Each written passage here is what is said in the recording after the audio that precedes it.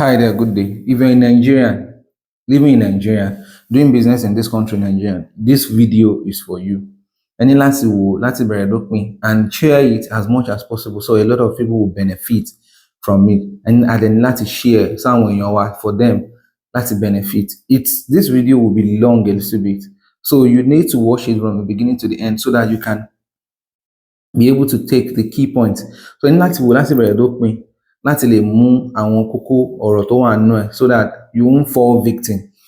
It is no news again pé Nigerian tax reform law has been signed by President Bola Ahmed Tinubu. So with this, ó kan gbogbo wa, ó kàn mí, ó kàn yín. So for us láti má jẹ́ pé a máa jìn sọ́fìn pé mi ò mọ̀, because there is some clause in the tax reform tó yẹ kéèyàn understand.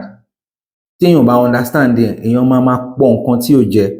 In order for you not to vomit what you did not swallow, it is important that you watch this video to the end as well as share to a lot of people so that they can benefit from this video I am doing now. So, number one, the Nigerian tax reform has been signed into law. There's no news. In Koto sign, there are 4 categories.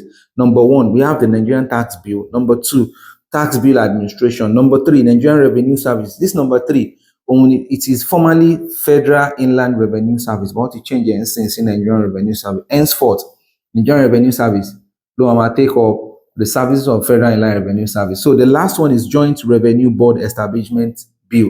So those are the 4 categories. But it took me at saying to come is alakokombe to get Nigerian tax bill.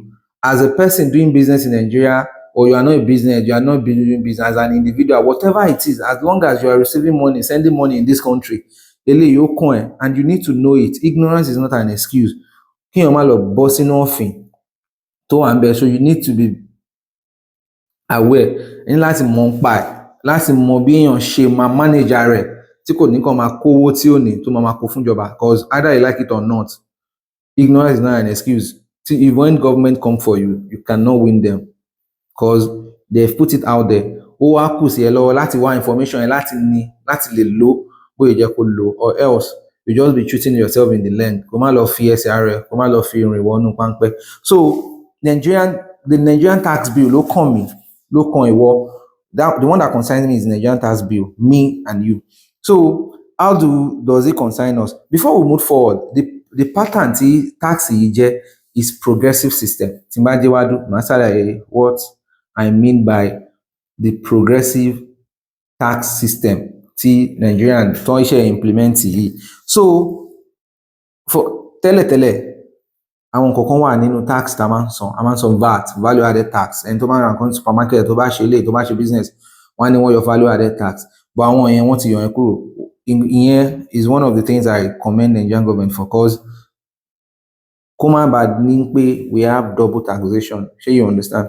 So ìyẹn wọ́n ti yọ kúrò. On food, wọ́n ti yọ VAT kúrò. On transportation kò sí VAT. On drugs, àwọn pharmaceutical medication kò sí tax. So àtàwọn nǹkan kan míì bẹ́ẹ̀ wọ́n ti yọ value added tax kúrò. So what we are now left with under Nigerian tax bill is PIT. PIT stands for personal income tax. Personal income. You are making income all the time. You are doing business, one business or the other in this country. So either as an artisan, as a mechanic, as a carpenter, or a business person, to only well-structured organization. May I explain how you don't shoot yourself in the leg when I move forward? So then the next one is CIT, which is corporate income tax. Méjèèjì máa ṣàlàyé the benefits and bí èèyàn ṣe lè avoid láti máa kó sọ́fìn lára ẹ̀. So let me move forward. Mo ti sọ lẹ́ẹ̀kan pé progressive tax ní Nigerian government in practice.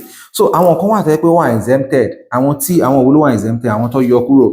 Àwọn tí wọ́n receive between 0 naira to 800,000 naira in a year. Ìgbà tó máa wọ account wọn, owó tó wọlé, income, owó tó wọlé is 0 to 800,000. Kò exceed 800,000 by 1 naira.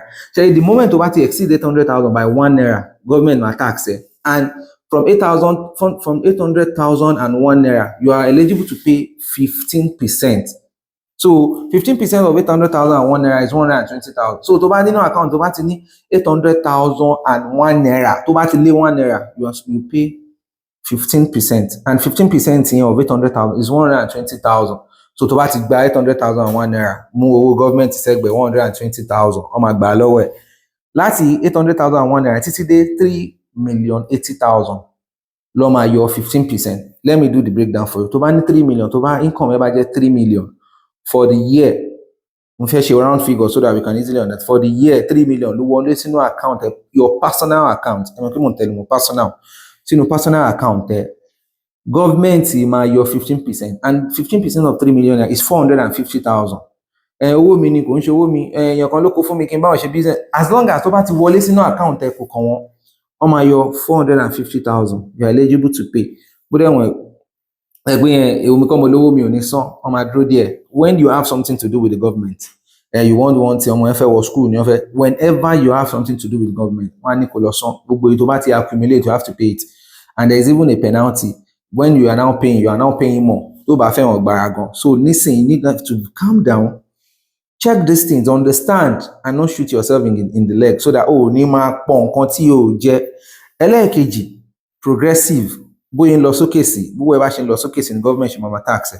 The next one is from 3,080,001 naira, government máa tax ẹ ní 18%. 18% of 3 million naira is 558,000. From 3%, from 3,080,000, let's say 3,100,000. Mo ń pè ó máa san bí 500,000 and 560,000, 561, 60, 50, 506.50 lọ sókè títí tó máa fi dé 12,320,000.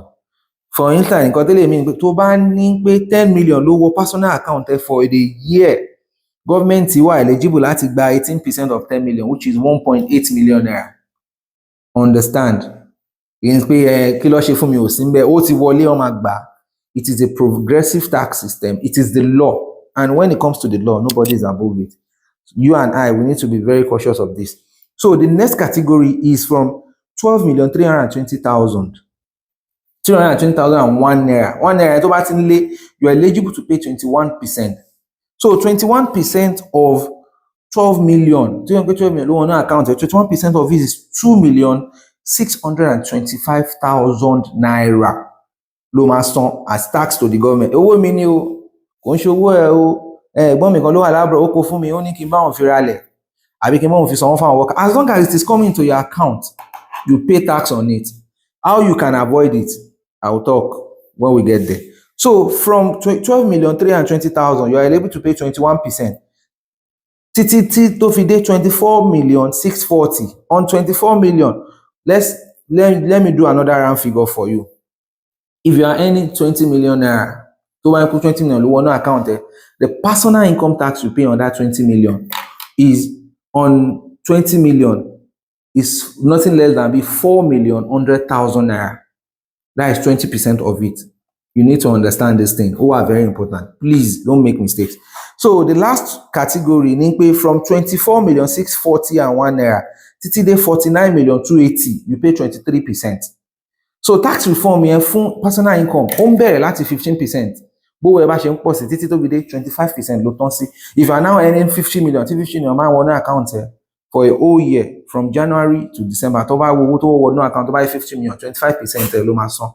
Meaning that if you have 50 million in your account for a whole year, you are eligible to pay 12.5 million naira as taxed to the government. They know the price as long as it's coming. So know this, I've given you the numbers, so understand them for you to note it aside. So the second one is CIT, that is corporate income tax. For this corporate income tax, if as a company, most of our money are in company, okay, wait, let me do it like this. As a company, to account, if it is no more than 50 million, you are not paying any tax. But their own tax is 25% flat. 25% in it. So total own account, maybe 50 million for the whole year as a company. And what I mean by a company, it is not a business name. So, because most of you have a business name. Business name, Ajanle Koko, Nigeria Enterprise, business name. Ni company for the government, to the government, ni company. What you are running is what they call sole proprietorship. That is one man business. That is what you are running. So if you are registered as a business name, you are not a company. You need to be registered as a limited liability company. LTD, kini called Nigeria Limited. That is when the government recognize it as a company. Or else, tó bá lọ sí kini called enterprise, kini called and son enterprise. Oh, ni company, personal one man business don't run. All them are tax. So if you have a sole proprietorship, if you are a sole proprietorship, meaning pé only one man business, you register your business name. Government won't recognize as a company. This 50 million income, below 50 million income, no tax, kò applicable sí ẹ. So gbogbo nǹkan tí mo ti kà lókè, imagine pé you collect 50 million sínú personal account, maybe you are running as a sole proprietorship, you have 50 million sínú personal account, your own personal account. The government are eligible to tax you 12.5 million naira. So the only way for you to now avoid this ni pé you need to register a company. You separate your personal income from your company income and personal expenses from company expenses. So our advantage tó wà nínú company for company income ni pé kí government tó tax the company account, you are eligible to remove expenses. You remove salaries, logistics, your rent, your material procurement and some other things bẹ́ẹ̀ yẹn. So gbogbo àwọn nǹkan bẹ́ẹ̀ yẹn o wà eligible láti yọ before the tax. After that, if there's still 50 million, lọ́sẹ̀ máa tax ẹ. Shey you understand? So for you to avoid all these things, because I'm doing this because of my brothers, they are doing sole proprietorship as a business. And they are doing this, some of them, material, ẹni ẹlẹ́ni lọ́gbà, àbíkẹ́, they are loyal and people start sending them money. Pé okay, lágbájá, I trust you, gbowó ìsínú account ẹ. Any owó tí o bá ti ní í ṣe pẹ̀lú personal expenses tó ń pè wọ́kọ́ ló ní, come and send ẹ̀ sí ẹ, don't collect. If you want to do business, or you want to do transaction, jẹ́ kẹ́ni tó bá fẹ́ assist, send owó sí ẹni tó fẹ́ send ẹ̀ sí directly. You as a person wàá ṣe gbogbo àwọn background check tó fẹ́ check, make sure that the person they are paying to the right hand. Tí wọ́n bá gbowó ẹ̀ fúnra rẹ̀, government máa tax ẹ lórí ẹ̀ o, they will tax you. And if you don't want to do that, you need to have a company account. So ní máa gba company money sínú personal account ẹ. So how do you have a company account? Go and register with the CAC. What is ní enterprise? To register as an enterprise, sole proprietorship, strike it out. Go and register as a limited liability company. There is a news don't fly around nípa Pella, that guy, that TikToker Pella, and pé government wọ́n bill òun ní 36 million naira fún tax, pé kí lòun ṣe wọn níṣẹ́. No, you have work.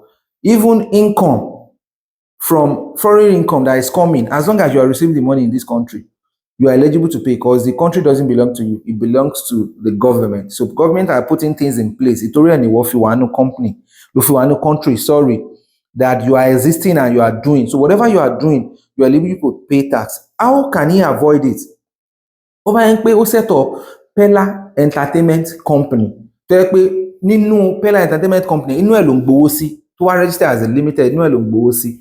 Sanwó cameraman, sanwó driver, sanwó cleaner, sanwó house help, sanwó expenses tó fi run business ẹ̀. Ó bá yọ, at the end of the year, tówó yẹn ò bá wọ 50 million, they will not tax him. If at all, tówó yẹn bá máa wọ 50 million, á máa yọ ẹ̀wọ̀n expenses yẹn kúrò, then they will now tax him. So you too, I'm giving this to you, so that gbogbo nǹkan tí mo kà á lẹ̀ yìí, if you have 50 million in your account, bóyá mo ṣe sọ lẹ́ẹ̀kan, as your personal account, government máa gba 12.5 million, which is 25% of it as your tax. So the only way you can avoid is separate owó business from your personal money.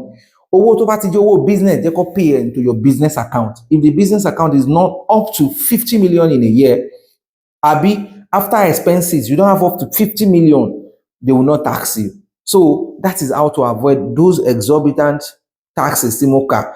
Púpọ̀ ní owó tí ó kàn yẹn, send ẹ̀ sọ́dọ̀ mi. As long as it is entry, wọ́n máa tax ṣebí account púpọ̀ mo ní, they know how your income, your inflow, government ìwọ fúnra ẹ lọ sí bank, sọ pé o fẹ́ wo inflow láti January last year 2024 to this August tí mo sọ̀rọ̀ tó ní jẹ́ 19.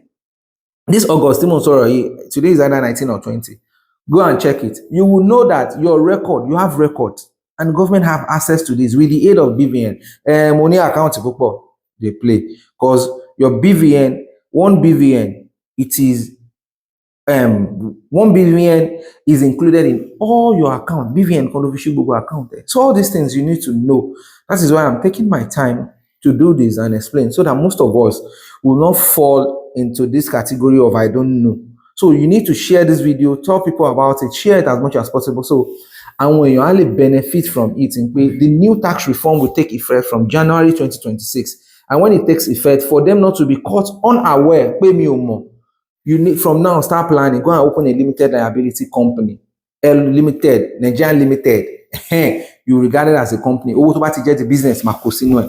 Tó bá ti exceed the 50 million, government will not tax you. Another good thing about that one is you would another good thing about that one is you are eligible at your expenses kúrò before you can be taxed. So Marco Irupo Moshakpa, 50 million for company, no tax. 50 million for you personally is 12.5 million. Your personal account is 12.5 million. So thank you for your time. If you have any question, drop it in the comment section. I will answer.